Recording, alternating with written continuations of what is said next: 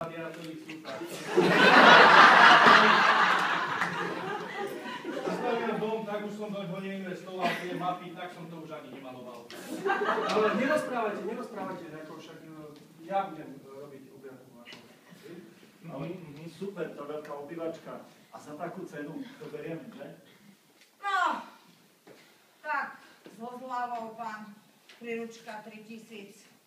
To by sa tak dalo kúpiť a za čo takú províziu chcete? Ty som sa čudoval, prečo sa chce takú províziu, ale...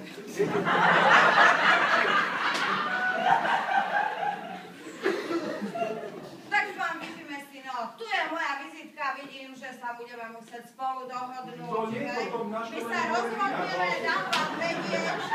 Napíšte si moje číslo, prosím. Číslo, unaví idete do kancelárie. 0905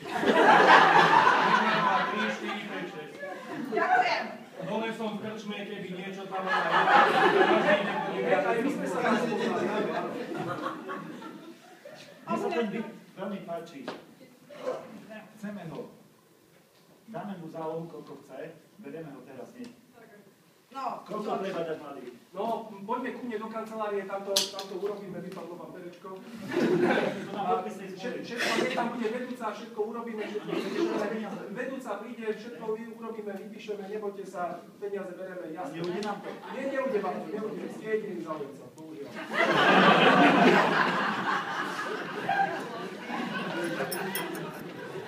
Obhliadka dopadá skvelé, akurát maklérovi sa trošku ako informácie vymkli z rúk. Pán Vypime si trošku moc rozprával aj o tom, ako ich už 5-krát vytopilo a podobné veselé príhody. Pán Rozdajsa je však neodraditeľný napriek všetkým nedostatkom a podmienky pána Vypime si, že byť sa vysťahuje, až keď on nájde dom v centre za cenu tohto dvojizbáku, tak všetko hladko prebieha. Kupujúci s predávajúcimi sa pobratali, už plánujú gulášku, veselo si menia kontakty. Jožko nevie, čo teraz. Tak volá Darinke. Vedúca, berú, čo teraz? Na školení spomínali nejaké zmluvy, ale ja tu nič nemám, čo mám robiť? Jožo, nemôžem moc nahlas, som v nechtovom štúdiu. Ty len zobereš papiery im potom pošleš. A už nevyrušuj, je to brnkačka. Stretneme sa v kancelárii. Jožkovi príručkovi sa to síce vôbec nezdá, ale aj tak nevie, čo iné robiť. Tak berie bokom pána Rozdajsa a pýta zálohu 3000 eur. Pán Rozdajsa, tak si prosím tých 3000 eur, vedúca vravela, že žiadnu zmluvy nepotrebujeme, ale realička sa vám potom do mesiaca ozve a spravíme vám potom tie zmluvy. Nie, to je všetko v pohode, to ako, nemusíte nič. No Alojz, ale ja neviem, ja by som to ešte rozmyslela, ako to takto dávaš peniaze bez ničoho. Však zavoláme Jozefine, nie? Jaké Jozefine? No však tej mojej sestrinci z 18. kolena. Však ona nám poradí, ona aj pre realitku robí, ty len tak rozdávaš peniaze. Však aj zľavu slúbil. A však chceme ten byt, nie? No, vieš, ale všetko sa môže skomplikovať. Pekne mu zavoláš. Všetko. Keď pán Rozdajsa vytiahol 3000 eur, tak na scénku vstupuje okamžite pán Vypime si, len tak mu zažiari očka. No mladý, vidíš to. Zálohu už máme. Sem peniaze, dole mám dáke vybavovačky, ešte chlapi ma čakajú.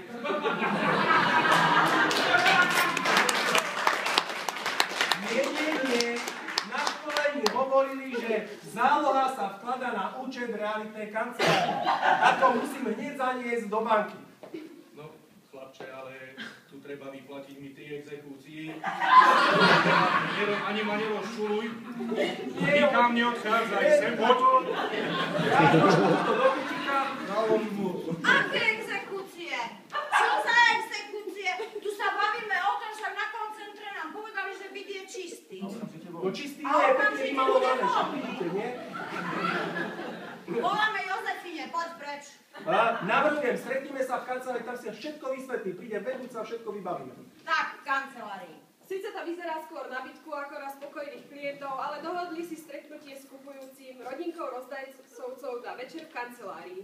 Jožko príručka priam ušiel s rezervačnou zálohou bez dokladu, hlavne pán Vypime si mal oči a šiel mu po krku, ale trošku pomalšie reakcie.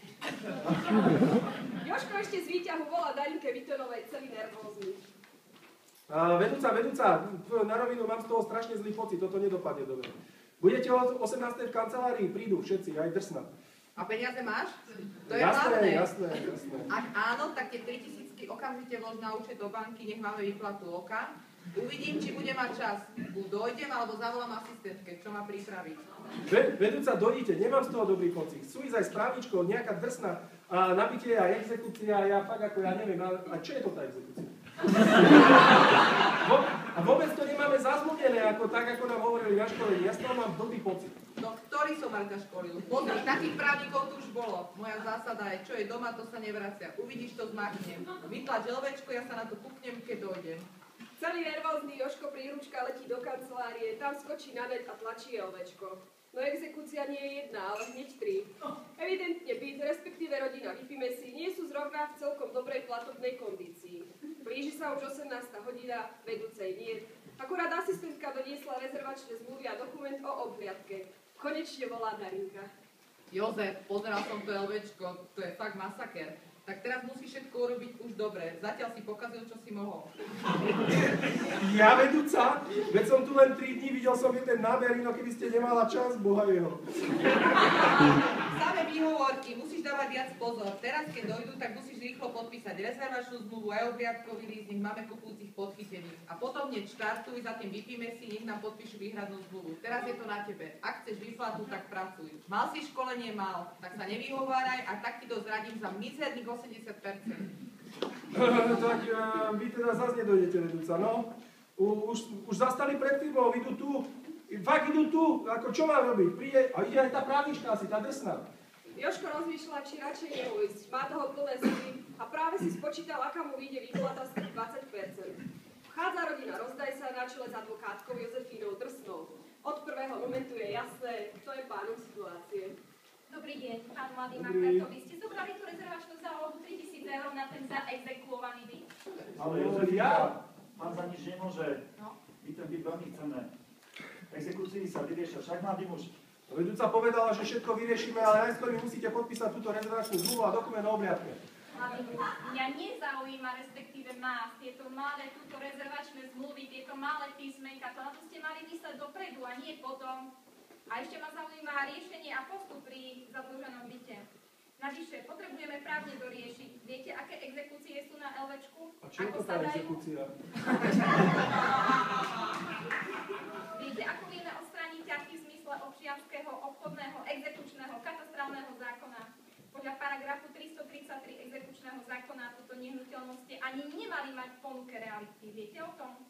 A viete vôbec, aké tam sú pohľadávky, výšku a podobne? Ja neviem, aké sú pohľadávky a neviem, čo sú pohľadávky a na rovinu a ja neviem ani, kde to rýchlo zistiť. Jožko už stráca pôdu pod nohami, očividne sa v celej situácii topí a nevie si rady. No, ja som si vytiahla môj zlatý list vlastníctva z Kataster portálu a tak, aby som vás všetkých informovala, tak byt pána Vypíme si je zaťažený výškou pohľadávok zhruba 23 000 eur. Dlhy v 5 inštitúciách, vyhlásená dražba, ktorá sa bude konať už na budúci týždeň. A ako realitka ste o týchto skutočnostiach vedeli? A informovali ste klienta? Predpokladám, že nie nemusíte odpovedať. A je tu ešte jedna podstatná záležitosť. Ale že to v tomto nezmluvnom vzťahu podotýkam. Pán Vypíme si, ako mi ráčil povedať, že nemáte žiadnu zmluvu o sprostredkovaní s ním ani s jeho manželkou. Tak ako teraz, aké úkony Ale on predáva len cez nás. Áno, áno. A čo teraz chcete urobiť voči kupujúcim?